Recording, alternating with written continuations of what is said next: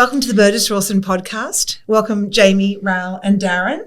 I'm looking forward to having a chat with you guys today about the history of Burgess Rawson. In 2025, Burgess Rawson will celebrate 50 years of service to our incredible clients. We have 5 offices, 72 staff and 2 licensed offices in Perth and Canberra. 15% of our staff are partners, and it's wonderful to be joined with you guys here today.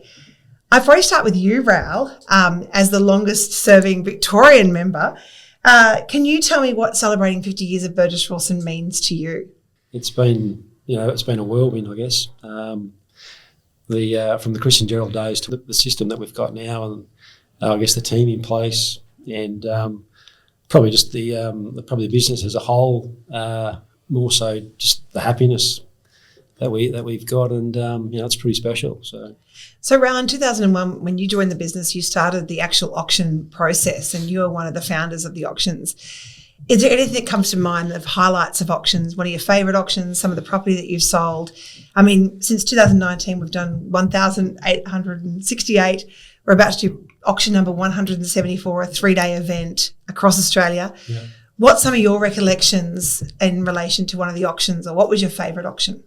I mean, you put me on the spot here, but it's probably an easy answer. I think at one point we had, I think it was about probably 2007 or 2008, we had 2 Coles supermarkets and we also had a Bunnings. And we had the Coles in Geelong. I think there might have been a Coles in Tasmania somewhere. And we also had the Bunnings up in Bendigo, in Kangaroo Flat. And Joe, a long-time client, flew in from, at the time was a first-time client. He's now a long-time client, flew in from Darwin, and he bid very hard on the Coles in Geelong. And then he missed that. Then he had a crack at the next supermarket we had. And then, funny enough, he bid very hard on the Bunnings and ended up paying, I think he paid good dollars for it, but his first question was, where's Bendigo? And we went on to manage that property and then sell it again for him at a substantial profit. And to this day, we actually continue to manage that property as well. I think we sold it numerous times now. Yeah. And Jamie, you and I both walked in the door about 20 years ago. What's your first recollections of Burgess Rawson? What was it like back then? I think first and foremost was the portfolio auction that I walked into. I've done on-site auctions as a res agent for Christian Gerald, previously in Richmond, selling for the guys. But to see this whole process in one room, one after the other, was an eye-opener for us.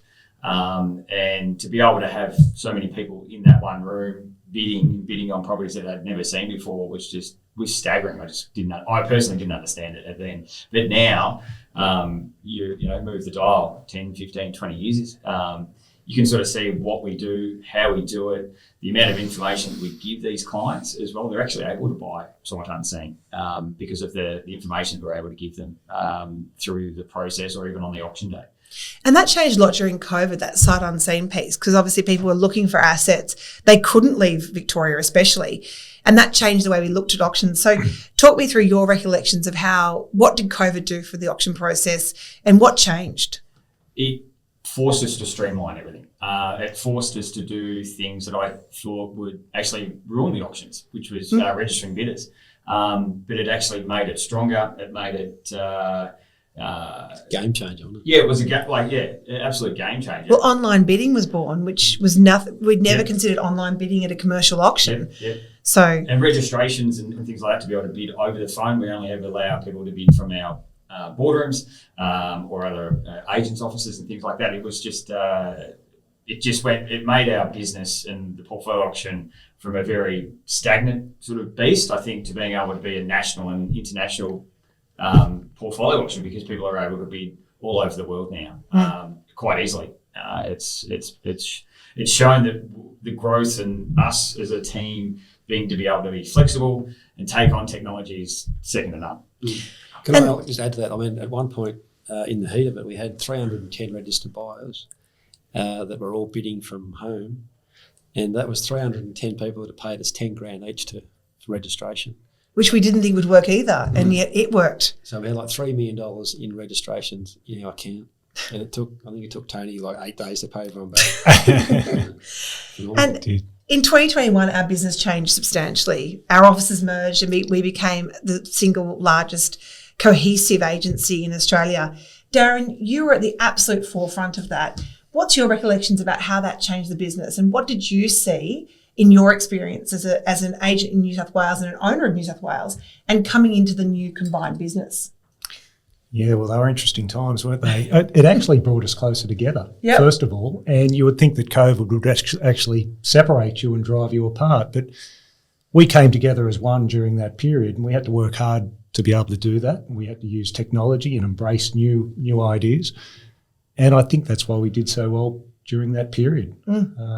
You think of the times on the phone and the Teams meetings and the auctions and having auctioneers in one office and agents in another office taking bids from people all around the country and around the world for that matter. It was just a really challenging, interesting time, and we just had to keep evolving and working out ways to get it done, and we did. Just one thing on that though, you think about what David Scholes ran an auction out of a hotel room. Yeah. No one knew where he was. It looked like he was with us. And he was running it out of a hotel room. And we were online, on phones, just unbelievable. Yeah. The way that we were able to pivot and we were able to still do that today, it really is an amazing business model that we've got. It was incredible. It taught us a lot, I think, as a group as well. Our leadership skills came out to the forefront and we all had to step up. We couldn't be just an agent thinking about that one property. We started, I think, thinking cohesively as Burgess Rawson. And I think the way that we communicated at that point changed because we became one. That was a massive piece of it as well. Yeah, I think the amalgamation of the business has made everything streamlined. As you say, we were one, and for the benefit of the vendors, we could chop and change where the property should be auctioned, whether it's in Melbourne, Sydney, or now Brisbane, and just very flexible. And some decisions that were unheard of. Some of the things that we did, you'd never think you'd ever do. And it powered up our database. I mean, the merge allowed us to have a single database, and the way that we have then embraced digital technologies to make that database work for our vendors and to get the best results. The proof's in the pudding. We hold the records in fast food, childcare, and in our 10 categories, we sell more than 50% of all the properties that come to market in those categories. I suppose, Darren, from your point of view, with that big change, what leadership lessons did you learn about how to deal with, merging of different teams, different cultures? What were your key takeaways? Yeah, well, first of all, everybody in the firm can be a leader, and it doesn't matter whether you're junior starting out or been around for decades. Everybody had to really stand up and be a leader, and if they could see something that could be improved or changed. And I think we were very good at that. Because we were inclusive and we brought everybody together, everybody could put up an idea, as crazy as it may have been at the time. And as Raoul said, some of the things that we did, we didn't think would ever work, but we had to do them. We had to take a risk sometimes. Yeah. And to this day, we're still doing many of those practices. Jamie, something that you're absolutely known for within the offices is the cadet program. You created and introduced a way of bringing new young blood into the real estate industry. It's not something in commercial sales that really has been widely done. And a lot of people they haven't really known how to get into commercial sales. And your cadet program has changed that. Can you talk me through how you created it and what you did and how it changed what Burgess Rawson does? Yeah, I think it grew from just being under-resourced, really, and time management, and looking at how residential agents do it and pool it and work as teams. And I think I looked at that and I thought, okay, well, how can we use that to make it better for us? So, and to be able to grow these guys into being agents in the future. And I think that's important to grow the business from the ground up. They learn our systems, our ways. It's not easy, the portfolio options, running 8 a year, 3 times every 6 weeks. It's not easy, especially when you've got properties in every state and things like that. So I think it gives the guys knowledge. It gives the guys knowledge on how to write IMs, read leases, and also in the background, 9 times out of 10, they're actually doing a property course at one of the unis. And I think that's pretty important because they get a very good grounding straight away of being able to understand how commercial property works, because it is a lot different to residential. And it gives them a lot of grounding and a lot of information already that they can bring to us and to our business straight away. So it does take time. And, you know, it's not for everyone because our system is so rigid in regards to the auction days and dates that we have locked in. But I think it's working extremely well. I mean, we've probably now got, there's probably 3 guys in Melbourne, there's 1 in Sydney, 2 in Brisbane that have come through the cadet program that are now agents. But I still think you're not just throwing them, here's a phone, here's a book, go your hardest. You're actually working as part of a team. And I think that's the most important thing is if we work as teams, we're stronger as a team. If you go off individually, you are not as strong as us. We can always outbeat you, outwrite you, outwork you if we're working as a team. And I've seen it time and time again up and down the Eastern Seaboard with our officers is how they've been able to grow these guys into really successful agents. And there's a pathway there too, isn't there, Jamie? So that the younger guys who are coming on can see where the older guys have gone and where they are today. So they know exactly where they're going and they're getting plenty of help along the way. So. And it's also allowed us to bring a lot of diversity into the workplace as well. There aren't a lot of, senior female agents, whereas we've been able to bring them in at a university level. And, you know, we've got Diana, we've got Natalie and Catherine who are now progressing through the business. So I don't think that would have necessarily been possible without that program. So that's been an amazing change for us. Yeah, can I also just add that? I mean, the other part is over the years we've had some other external agents come and join us, and they just haven't been able to keep up with the pace, and and also the team aspect of it, which these young cadets, which are some of those are going to be super agents. Yeah, they've started, they've learned to crawl and then walk, and now they're running, but they've been doing the BR way from day one. So. And reflecting back on the last 50 years and for us, we're all about 20, 25, 30 years in the business. What are some of the major changes, Raoul, that you've seen that, really affected it? Something that comes to mind for me is internet shopping. I remember at one point we were selling properties and the bank was concerned that Amazon would stop good guys from selling furniture. What else have you seen in the last 25 years, you talk about Burgess Rawson, that have been really major shifts in the environmental impact of how we sell and deliver commercial property? Oh, well, probably not going to answer your question directly, but I mean, Jamie can talk about the fuel and, the scare tactics of the electric cars there. Obviously with COVID, that brought in the security of the government type assets, which has really fallen away in the last couple of years. But obviously the big one for me is probably fast food, and over COVID we saw the fast foods they probably doubled their revenue and didn't close the doors for a second. Certainly they closed the retail door, but the drive-through was open 24/7 and they thrived. So that's probably the big one for me. Jamie, in your last 20 years, I think I know what it is. As the king of fuel in Australia, the agent who holds all the records and sells more fuel than anybody else, and convenience, of course, what was the biggest environmental shift that you've seen in your 20 years? I think Raoul sort of spoke about it briefly. I think the whole EV revolution is such that it's coming, it's here, and we understand that. But I think we're so far behind in the shift to pure EVs is phenomenal. But I think the way that our assets sit in regards to convenience retail, I can talk underwater about this. They're key corner sites. They're on highway sites. Their purpose, we'll always need them. Huge land. Whether it's fuel, fast food, whether it's convenience retail, these guys, like the big guys like Viva buying OTR, was not a game changer as such, but you can see what Viva are trying to do. They're trying to grow their business, and they can see OTR is probably the best, if not up there with 7-Eleven, in being able to offer the convenience retail componentry, which we all want. We're all lazy. I think COVID made us more lazier, that we want to be able to use drive-thrus. We don't want to go to supermarkets. We just want to go get our stuff. It doesn't matter what it costs either. I find it. So for me, even though the EV's there, it's been around for 15 years now. We can't even roll out the NBN. They're still talking about the NBN. Now Starlink's coming in. So for us to be able, the government to be able to roll out the NBN, they still can't do it. And now they're talking about Starlink, Elon Musk's satellites doing it instead.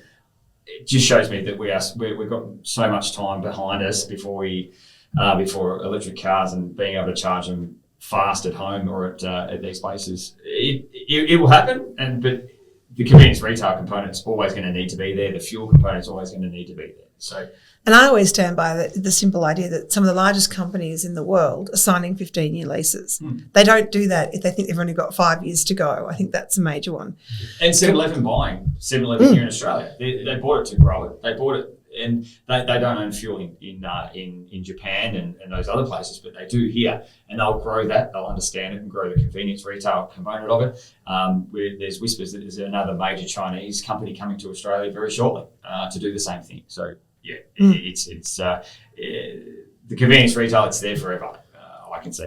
Yeah. The other part, which answer your question, is just the work from home. In Victoria, the work from home, the office. The office sector was just decimated, and it's slowly recovering.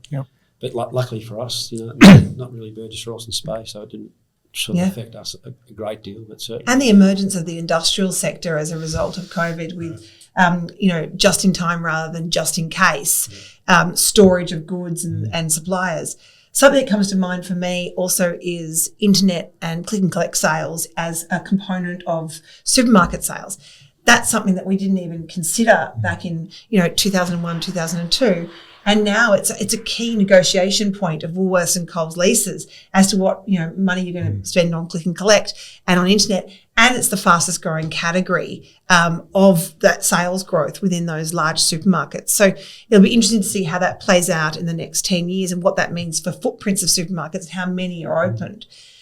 So Darren, you've seen the last 30 years of the commercial property market. What do you think the next 10 years has in store? What are the key things that you're seeing now that are going to change the commercial property industry in the future? Yeah, well, one of the things, of course, is technology and the way we communicate. And it's interesting, though, when you look back, because relationships and building those relationships with your clients is fundamental. It's number one.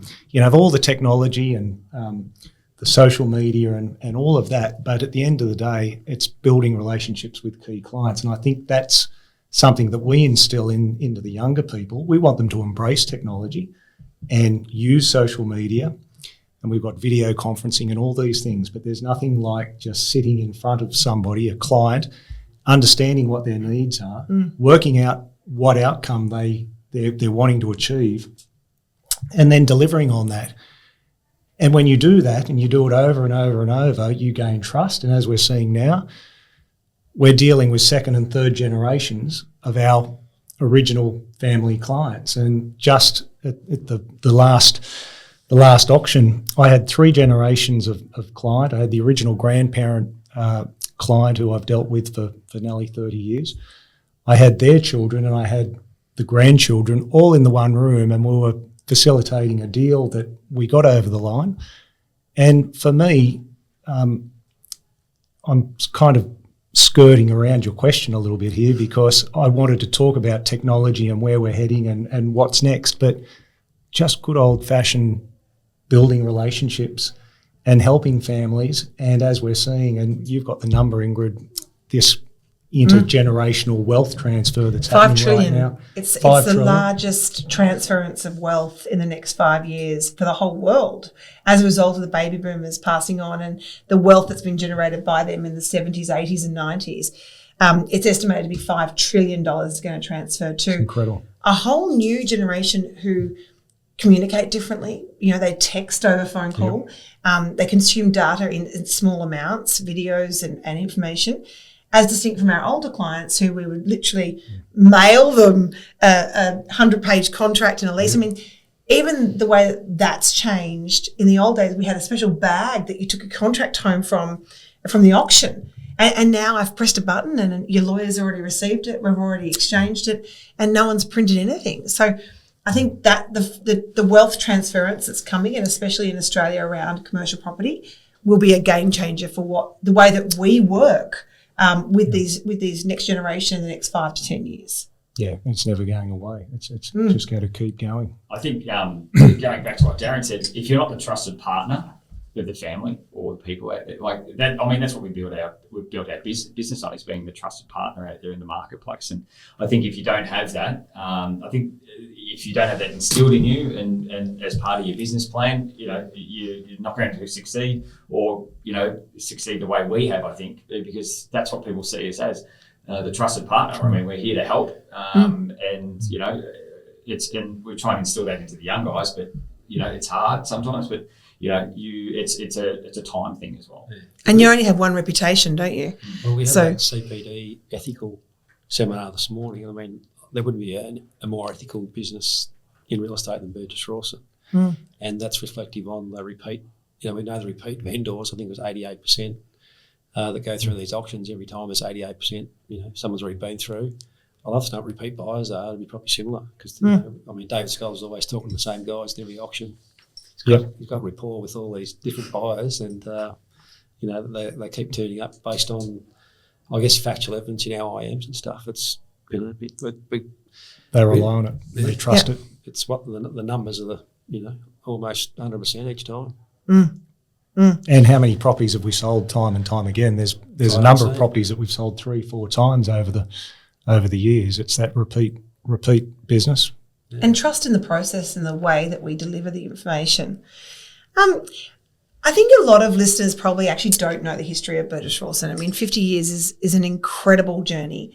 But it did start with Chris Burgess and Gerald Rawson, who are still clients to this day and great mentors to us all. I'd love to hear some of your favourite stories of them. To give listeners a bit of a background, they actually were at Jones Lang LaSalle as young cadets, and they saw that it was an opportunity to provide private wealth and private client work and probably make more money is what had started them. They started out as 2 people in a little office and very quickly grew, but they grew, as I understand it, very much through regional properties and the bank portfolios that they were able to start selling. And that's where the history of the regional assets that Burgess Rawson sells. Raoul, what's some of your fond memories of Chris and Gerald, and what legacy did they leave on the business? Look, I suppose from my point of view, when I first started, you were sort of torn between all three. You got a lead, and then you'd go to Chris and ask him what he thought, and he'd give you one version. Then you go to Gerald, and he'd add another layer, either underneath or above, what you can do with it.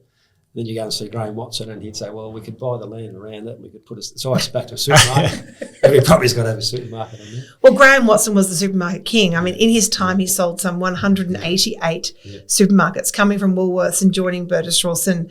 I think it was in 1983. He was the head of sales for a very long time, and your original kind of technical boss, albeit really all three of them were our boss at any one time, weren't they?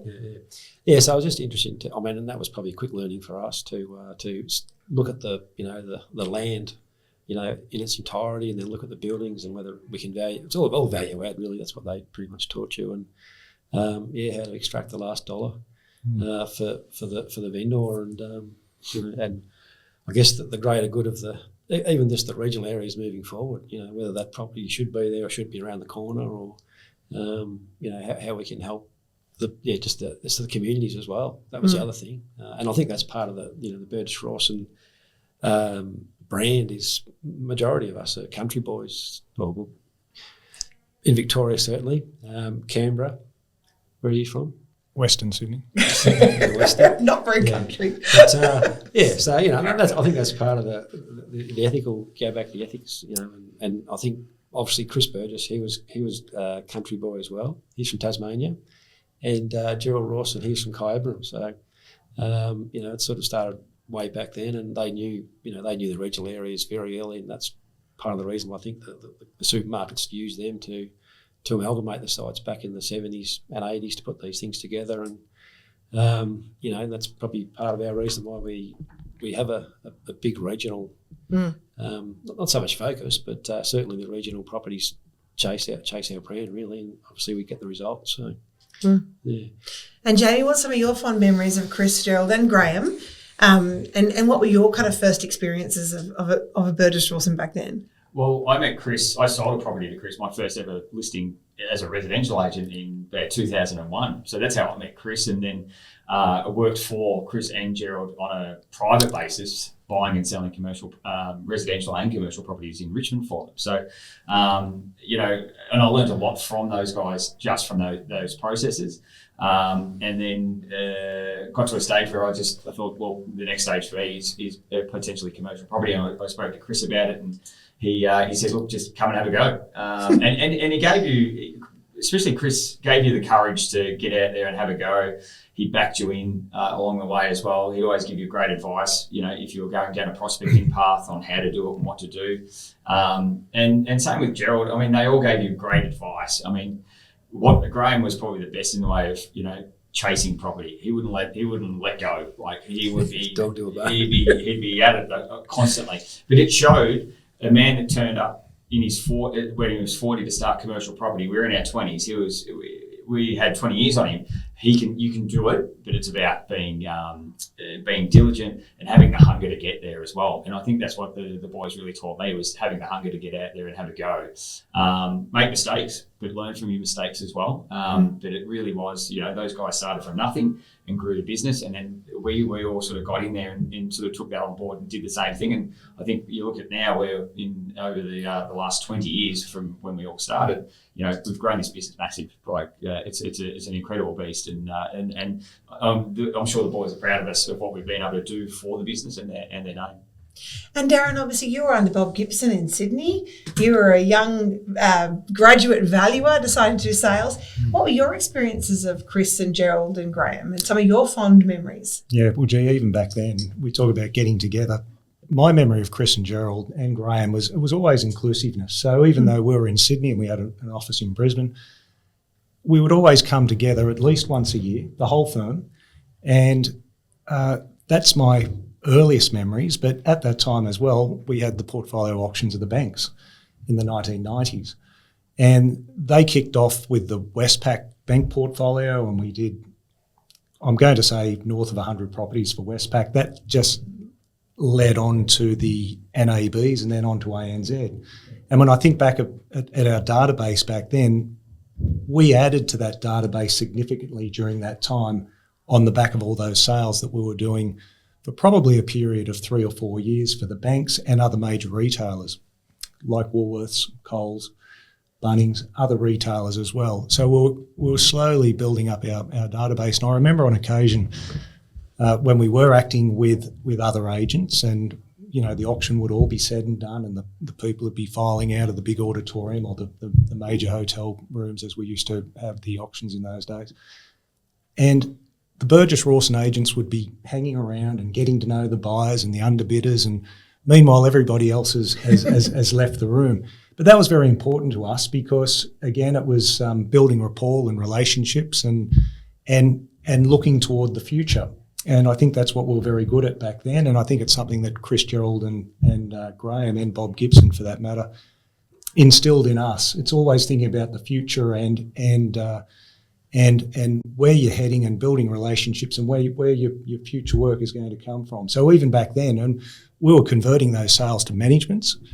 We didn't have a massive management book back then. We certainly have now, and it's been built on the back of that, relationships and getting to know the buyers and the underbidders. So that's my earliest recollection with Chris, Gerald and also Graham at those large portfolio auctions where we'd sell a lot of properties in an afternoon, and that really kind of propelled us going forward to get other major instructions, you know, through the 1990s and 2000 and beyond. Yeah, I think the other guy I must acknowledge too is Pat Kelly up in Brisbane. I mean, he must have been there for 14 or 15 years, I guess, or even possibly longer. And, you know, he's a good asset as well. Yeah. Well, he really grew the Brisbane band because back in those days, Burgess Rawson couldn't achieve the national single office, which we have today. And part of the reason we could only achieve it is because those offices are already in existence. The work done by Dean and Simon and Pat allowed us to already get a footprint into Queensland. And Queensland being such a huge state, I think it would have been very, very difficult with the technology you had back in the day for Chris and Gerald to have done that from Victoria on their own. And the way that they actually chose partners and the way that they connected, that relationship connection piece, it travels not just through our clients, but also travels through the way that they grew the business in order to achieve that. And the same with even in WA as well. They created great relationships and great connections to drive the brand. And they saw the brand as an Australia-wide brand, which I think also was quite unique at that time. A lot of brands simply stayed in their geographic location. They were a Victorian brand. Only the big agencies, the institutional and the overseas agencies, had that national presence, whereas they saw that as paramount to the growth and the connections that they could create. And that database that we have today, I would say it's the best database in the entire industry. And then you add over it the technological advancements that we can do to it now to really connect with our people. It provides the best outcomes for our clients. Yeah, and I mean, in Perth you had Jeff Potter and you had Robin Hammond. Robin Hammond, he was pretty much our intro to Hungry Jack's or Jack Cameron. And, that's taken off. Plus also he gave us a lot of Red Roosters as well, Robin Hammond. And then when I was started, and you would remember this, we also had the Adelaide office, which was Phil Rundle and some other guy. The Rundle, they were a pretty good outfit as well. Imagine what might have been there if they were still with us. Yeah. Well, you're right about Chris and Gerald selecting, their alliances and their partners very carefully, because every partner I've always had has retired. It's never been because of a falling out or whatever. It's always been because they've retired. Simon, Dean, Bob. And it's been a similar situation in Victoria as well. Yeah. And stay friends of the firm. I was speaking to Chris Burgess last week. We're talking to them all the time. They're still very much friends of the firm, which is I think is testament to our culture. And that's a really important part. They come into the office, don't they? Yeah. So, that's a good sign in itself, and they remain clients and close friends. Raoul, what other relationships within Burgess Rawson do you think have been instrumental to where we are today? So something that comes to mind with me is Macquarie Bank and our partnership with them. Sure. When the time came to, buy Chris and Gerald out, which we did, we put everything on the line to buy the business from them. And that was a really hard period for us. We were young, newlyweds, no kids.